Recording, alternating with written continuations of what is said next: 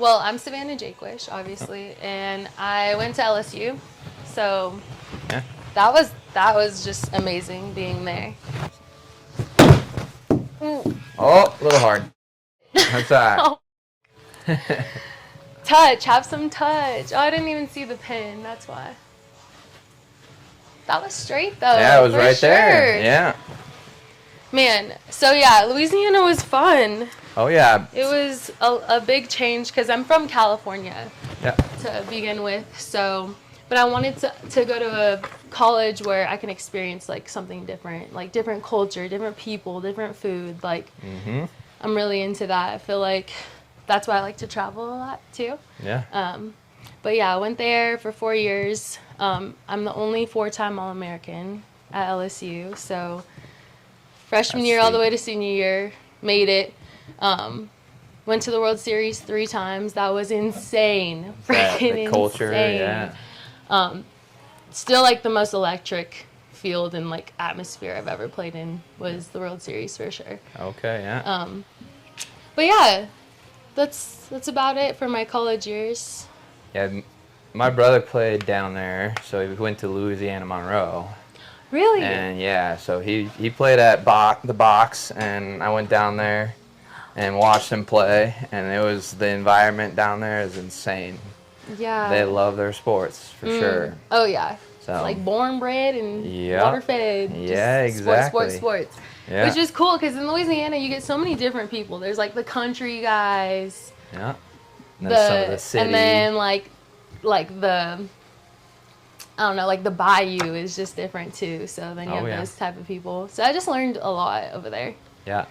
I know when I was down there, they had some good, like, seafood Cajun and Oh yeah. everything. Oh yeah. Please Yeah. don't look up my college pictures because I was like 50 pounds heavier. I was like, Hey. loved the food over there, but the hitting food yours. is So. that good. And I'm sure they use a bunch of cream and everything down Oh my there, gosh, too. yeah. So it's not healthy for you, but it tastes good, right? Yeah, coming from California, my mom used to make me like kale smoothies for like high Yeah. school, and then I'm like butter everything. Yeah. It's crazy. Hit it right. It's nice and easy. Yeah. Eee, Look at that. That thing was fast. dang it. Green. No, you hit it great. Green was just really fast. I pulled it. That was awesome. Like I do everything, I feel. God dang it. Hey, that's not a bad thing in softball, right? No? No, it's not. Take it 350 left field. Yep. Yeah, so that must have been sweet. What about the like facilities and everything down there? I'm At sure LSU, oh top my of the line, gosh. right? I mean, and now it's even better. You know, all Yeah. the kids nowadays have like fueling stations. Now they have like nutrition buildings and stuff like that. Yeah. So it's just getting bigger and bigger. But yeah, top notch facilities, top notch.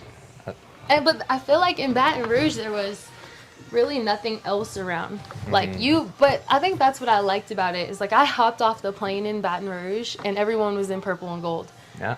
Like everyone was like diehard LSU fans, so it was cool to actually have like fans at our games, and our stadium's incredible. So just yeah, I had a really good time there, and I actually loved all my teams I was on. So Yeah, that's pretty sweet. I mean, that one thing that you got to look into for like the youth and high school guys out there is the facilities, right? So yeah. if you don't have the facilities to train, then it's how are you supposed to get better, right? Yeah, absolutely. So, And I've coached like Division III schools. I've coached, a couple of places where the facilities are lacking, and it's just really hard for the athlete. It takes a different type of athlete, I think, to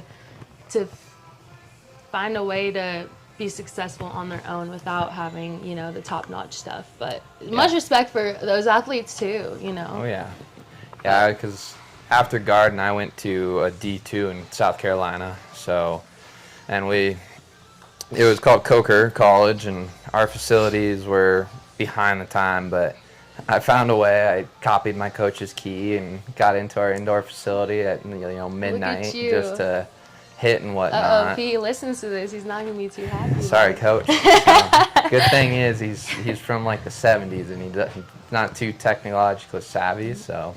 But I think he'll be fine. You know, we made it to a World Series my junior year, and that was cool. So yeah, it's for extra work. Yeah, it's exactly. for the better. Right? It's for the Little good. Robin Hood. It's not like I'm, in there doing anything bad, right?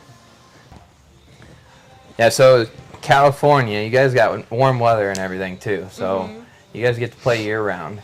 But that's also one of my biggest pet peeves with Colorado is everybody tries to play 20 tournaments in 4 months. And there's no training, there's no like any of that. So how is that set up in California? Like, do you guys train more? Do you play more? Or like, what do you feel when you We train. Okay, yeah. Way more. Yeah. 100%. And we train most of the time. Like if you're on a travel ball team, it's only Saturday and Sunday practice. But a lot of girls go to their coach throughout the week and go to their coach's training facility throughout the week. Like right after school, they'll like all have hitting lessons, or I'll have like a fielding session, or a group like pods of 3, especially if your travel ball team's pretty elite. That's what they do. Yeah. If not, you usually practice Saturday, Sunday for like 8 hours a day, and like have a lunch break, but it's Saturday and Sunday, it's practice. Yeah. And then we never really played against each other. We had these things called friendlies, where other teams we would like play against, and it would just be like a round robin just to like play another team. But we would usually do that majority of the time, and then we would go to showcases when we felt ready. It wasn't like games. Play, Yeah, just playing to play for no reason. Like that is the biggest complaint I get is, so we play 10 tournaments, and every one of our athletes gets 12 training sessions a month, and that's our biggest goal is development. And I'll get some of the parents just being like, hey, why are we not playing more? There it is. Look at that. They're like, why are we not playing more? And I'm like, well, because you don't need to play more. You need to practice more. Like, yes, absolutely. You can't even throw the ball across the diamond. Why would we play more, right? So we want to work on the fundamentals. We want to work on the basics first. Yeah. Then when you're ready, then we can put you in the national showcase if we're at that point, Right, right? 100%. But we don't need to play in the sparkler. You're paying $2,500 for that, and you're not ready to be in front of those scouts 100%. for some of them, so yeah, I totally agree. Like, and especially too, I actually just coached a young kid from Colorado here yesterday, and it was our first lesson together, and she was trying to learn how to throw correctly, and I'm just like, I'm scared that you're gonna do this for like 2 more years, and then something's gonna happen with your arm because you don't understand how it should be moving properly. Like, yeah. And so even that stuff, like, yeah, you're not ready to, like, you're definitely not ready for college coaches to see you. Yeah. Like, and you don't want to show a product that is not, like, Finished. complete. Yeah, right. It doesn't have to be perfect, but it definitely has to have some type of completion when you look at a player, like the 5 tools, right? Like, you got to be above average or plus in like at least 3 areas, and then the other 2 you can be like average or below average. I feel like if you're a great hitter, you don't really have to be that great at defense, you know. Yeah. But if you're a great defender and you're an average hitter, like, and you have a killer arm, like, I feel like that's what I think that you need to focus on before you go showcase that. Oh yeah. I feel like. Yeah. I don't know what. Yeah, I know in Colorado it's really tough because there's, that winter month, and so they do try to just play, but that's why you see a lot of injuries. That's why you see a lot of girls who don't like softball here, which breaks my heart. I'm like, I know. This is the best sport ever, but you're burning this kid out because she doesn't know what she's doing and she's not having fun. She's not having fun because she hasn't been taught how to do it right. And she's failing a lot because it's a game of failure. Yeah, you're already going to fail 7 times out of 10. Right. So if you don't know what you're doing, you're going to fail 8, 9, 10 times out of 10. Right. And then nobody wants to do that, right? So you said you went to Louisiana. Your brother went to Monroe? Yeah, so Nice. he went to Louisiana, Monroe down there, and played. So he went to JUCO in Nevada first, and then that they cut their program. So we had to find a new spot. Yeah, so that was crazy. See, like I said, I feel like I have so much respect for that Yeah. part of the game. And sometimes, like, that's, like I said, you're meant to be there. Like, Yeah. you are that gritty JUCO kid that's trying to prove something. Like, Oh, yeah. I feel like all those kids play with a chip on their shoulder, and they play some really good ball. Like, Yeah. so I think some JUCO teams have the opportunity to beat Division I teams. Like, baseball is just like that, you know? I feel Yeah. like it's... I feel like my JUCO team was the best team I've ever played on. It was 1 through 9, could swing it a little bit, and all of our positions were like, our outfielders I don't think had a single error. Our infielders were all fielding like 980. Like, yeah, it was crazy, and it was we had like a 40-win season, 45-win season that year, whatever, 45-10 or something, and they probably could have beat my D2 school that I went to, and we were good at my D2 school too. So. Yeah. Oh my gosh. We played Tampa, and they had 7 draft picks the year we played them. It's like D1s don't even have that. Tampa was just crazy with that. So yeah. So what do you think? Like, as far as like someone's journey, especially in baseball, because I feel like it is very similar with softball. Like, a lot of kids, like, they just want to go to the Power 5 schools, and because they feel like they deserve that and they've earned that, but maybe there's only so many scholarships, like maybe it just doesn't work out. Like, how do you think, like, if being on a JUCO team and, kind of going through what you did? Yeah, I think it was the D1 and bust mentality, I think, is complete backwards, and it's BS, right? So softball's a little more like, I think it's a little smaller with that aspect of it. Mm-hmm. There's kind of, especially in Colorado at least. Yeah, for sure. There's no thought of JUCO. There's no thought of anything except for D1 for that. For baseball, it's a little more, okay, JUCO's kind of a route, but I still see it so much. It's like, that people don't understand the Power 5s. Those are like the elite of elite. 7% playing college in general. And so even some of those kids don't work out. Yeah, right? exactly. So, that's JUCO, I think, is a huge route. And you see a lot of D1s utilize JUCOs. Yeah. They'll send a player that maybe didn't work out. They'll Now send more them to than that ever. JUCO. Yeah. Now more than ever. I've talked to a couple of coaches. I used to coach at Colorado State University, and they were saying, like, we're not even taking freshmen anymore. We're just going JUCO or transfer portal, and I'm just like, oh, which does stress kids out a little bit more. Oh, yeah. But it's also like, okay, now at this point, like, it's about your development as a player, as a person, like, as an athlete, especially softball, where pro is a lot of fun, but it's not end all be all. Like, okay, now this is my career. Yeah. It's a lot of fun, but it's not a career. So especially, like, I would think a lot of kids should probably think of their own, like, development, their own, journey and all that stuff. Oh, and it's crazy with some of the people that I have to try to tell that and get them to feel that or see that. It's because we do what we do with our teams. That's sweet. Look at that.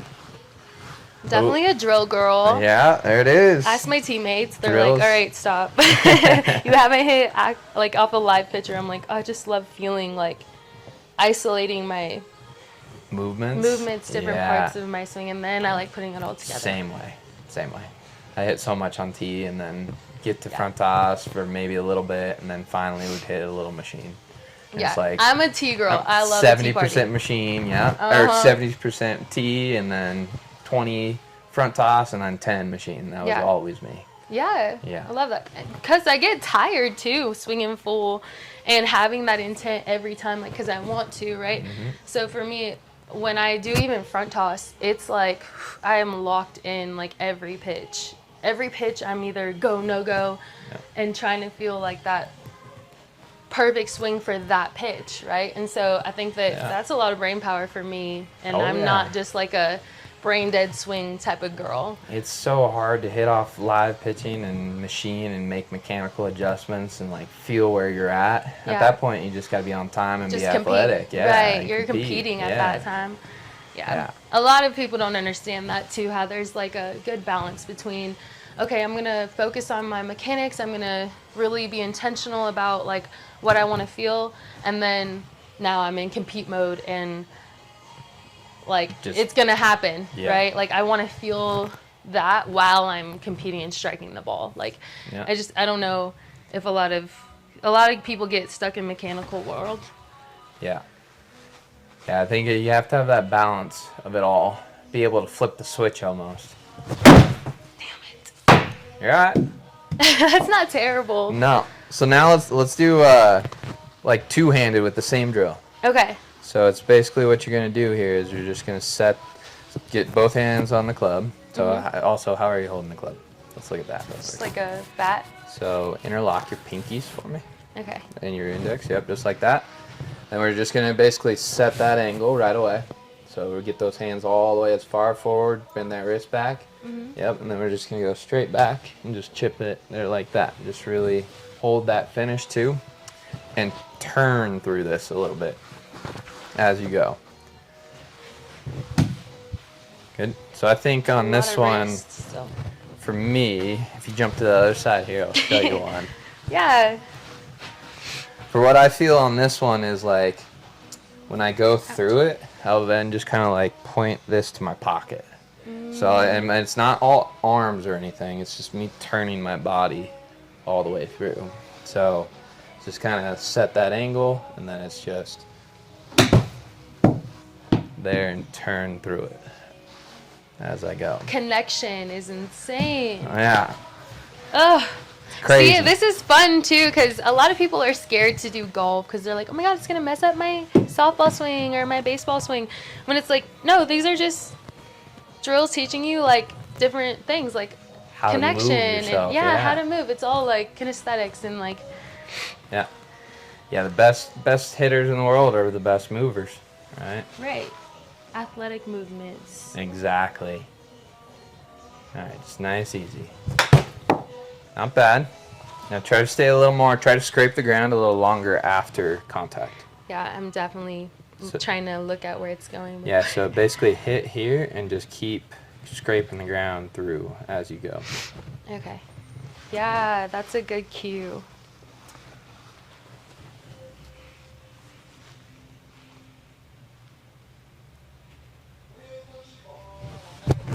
Not bad. Told you, that was a good cue. That's it. Yeah, it's also the fact that some of them just don't know what they're doing, like, right? When it comes to the sport, as far as what they need and to get them to that next level, right? And it's now they're arguing with me about what they need, and there's no background there, right? So it's like Funny story. So the other day, probably like 2 days ago, Alex Bregman posted something on Instagram talking about his swing, talking about how he has like these flashlights on his hips, and the whole time he's thinking about zero rotation. He's very linear. He's always been like that. Yeah. Personally, I think it's because he is so strong and he turns so hard, he has to control and learn how to stop more than he accelerates. But what do I know? Anyway, in the comments, there's this kid. He was like, "Hey, I can't really hit the ball to right center. I can't really hit the ball to left center. Like, I don't know what's going on. Can you help me out, or someone help me out in the comments?" Like, this guy just shot it in the dark. Yeah. Like, I'm like, oh God, this guy opened up the floodgates to every baseball dad, right? Yeah. And they're all giving him like critiques and stuff. I'm like, this is funny. We don't even know if you're left-handed or right-handed. Like, what is going on? Like, everyone's ready to coach you, and you haven't even told us if you're left-handed or right-handed. I haven't seen anything. Like, yeah. So I commented to that, and I thought it was kind of funny. But I was like, but what do I know? I'm not a baseball dad. It's crazy. My biggest pet peeve with that is the Facebook forums. I don't know if you've seen any of those, but it's literally there's Facebook forums that's like baseball drills and advice. And it's all these YouTube dads that are just commenting the horrible things. And Like, I have to bite my tongue numerous times just looking through it, and like, all right, I'm off Facebook. Like, get out of here. Just because it's such bad advice. But there's hundreds of comments of it, and it's like, how are we allowing this to be a forum for youth kids to get better? Like, Yeah. yeah, and that's my No. biggest. So if you're a parent and you're listening to this, the number one thing we would probably say is know where you're getting your information from. Yeah. Because not everyone's credible. No. Even if they played, I'm sure, like Alex Bregman was even saying in his video, he was like, I don't believe this anymore. Yeah. It is because I've learned that I am so strong that I have to decelerate, and that's why there's now all these deceleration drills, right? This is like a new thing in our sport, is like, ooh, what is this? Like, Yeah. plyometric movements and like farm boards, but like, why? Like, oh, because we're stopping as much as we are going Yeah. in movement. And I'm just like, see, like, you just gotta evolve with the sport, because if your kid looked at Alex Bregman's video and said, okay, I'm just not going to turn, I'm going to be super linear, your kid might be jammed for the rest of his life. Exactly, right? And your kid will never get the barrel out. That is a feel thing for Bregman, 100%. right? And it's like, you have to rotate before you decelerate, all right? You have to. Yeah, It's like, but like a kid so- looking at that is like, okay, Alex, I'm not, yeah, I want to be just like Alex. Yeah. there. Like, Exactly. no, that's not it. And 90 Ched is see you Yeah. later. Like, Yeah, broken bat. yes, you definitely broken bat syndrome for sure. If you're a Yes. parent and your kid breaks its bat, But- probably should get the barrel out. But yeah. And that's- anyway, so that's just like what he was thinking because of what his body was doing. So he had a good cue for himself, Yeah. because he probably would fly off everything and get thumbed by some curveballs or some change-ups, right? Yeah. Like if he's just turn, and because he's so strong. So that's, I don't know. Everyone's different. Every body moves differently, Yeah. literally. And it's funny because I saw the same video, and like right afterwards, I put up a video of him hitting, and I'm like, listen, guys, it's a feel, it's a cue. Like, you got to understand your cues, your feels.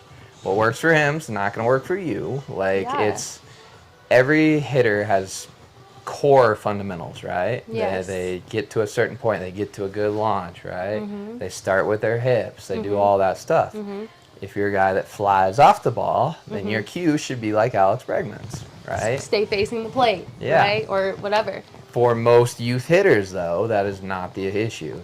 Most youth hitters throw their hands. There's and no are rotation. too linear, very handsy, very hand-eye coordination. Because they grew up. What's the first thing you do when you're hitting a ball? You grew up like your dad tosses you a ball and your hands just Yep. go, because Yeah. your eyes. That's how you're learning hand-eye coordination, but that's not how you move the most efficiently and hit the ball as hard as you can. Like, that's not the same. Yes, you can hit the ball just using your hand-eye coordination. Yeah. But then there's guys who fool you, right? So there's that. But also, you're just not striking the ball as hard as you can, Yep. No. because your body's not behind it. No. Yeah. Look at that. That was pretty. That's I gotta sweet. end on top right now. Like, Yeah. That's awesome. So, kind of give me something to finish up the episode. What would you say that your biggest thing looking back for youth, high school athletes, what would you say your biggest piece of advice is to some of those athletes? This is tough. And it can be more than one. You don't Yeah, have to limit I know. it to I'm one. like You can- yeah. all encompassing. Number one, I think that you definitely, if you're playing a sport, whatever sport you're playing, I feel like you definitely have to like be committed. And I think that having that discipline and that love for your sport will take you a really long way. Like, and just knowing how to balance those two things and advocating for yourself when you're being burned out, it's too much and you're losing your love for the game. Yeah. But also knowing when to push yourself and knowing that hard things can, like, you can love hard things. You can love to do hard things. You can love to push yourself. I think that finding that balance as a kid is really important. as well as if you do want to be that top player and make it to, a Power 5 school or, your dream school. I think that what's going to edge you out is your belief in yourself, your mental toughness, and really willing to do any role to help the team. I think that I learned that when I went to LSU. I was a DH my first year most of the time, and I was an All-American. I was like, okay, if this is the only tool that I have, like, I'm going to try to help my team out as best as I can and, like, be mentally prepared. And, like, while I was on the bench, like, on defense and just, like, trying to get myself mentally prepared for the next at-bat, because I knew at some point it would be the game-winning at-bat, or it would be, and would I be ready for it? And that's why I'm there in that lineup, right? As a freshman, being a number 3 hitter in the SEC, like, I had to believe in myself and have that mental edge. Yeah. And I think that really took me through to professional. So I think that if those two things, learning how to balance your love and your discipline for the game and, finding your mental edge and belief in yourself, really pushing yourself, conditioning really helps you do that. I think that weightlifting and conditioning really, you start hearing yourself talk to yourself more. Your inner voice gets really loud when you're tired or when you're struggling through something, and learning like how to navigate that inner voice. I think that's what I'd give. Huge. My advice. Yeah, that's sweet. I mean, we've talked about on past episodes about that inner voice and being able to control it a little bit, right? And like you said, the gym and the conditioning, that's a perfect way to hear that inner voice. It's telling you, hey, you can't do this, or you've had enough. Can you kind of push it that little bit further, right? And get to that point. But also understanding, like you said, when it's too much, right? When it's, okay, let's kick it back. Let's have some fun with it. Let's do something different. Yeah. Right? So. Yeah, not being complacent and like saying like, oh, this is really hard, so I don't want to do it every day. But knowing when you're pushing too much and you're going to injure yourself, or you're not loving it anymore, you know. So oh yeah, well, I appreciate you being on the episode, and before you leave, maybe we'll get you on another one if you're up for it. Definitely. We'll have to hit softballs, because I don't know what this was, but it was a lot of fun. That's why I picked this, because I was like, oh, this is going to be like really funny content, because hey, just put a hole in your wall. So. Towards the end, you were getting it though. That last swing, that was sweet. We gotta slow mo that. Like, can we just like get it broken down? It? Yeah, it was. I saw it. It was all awesome. The hips came through. I trusted my turn. I trusted that my barrel head was gonna, or the club head would get out there. There you go. I don't even know.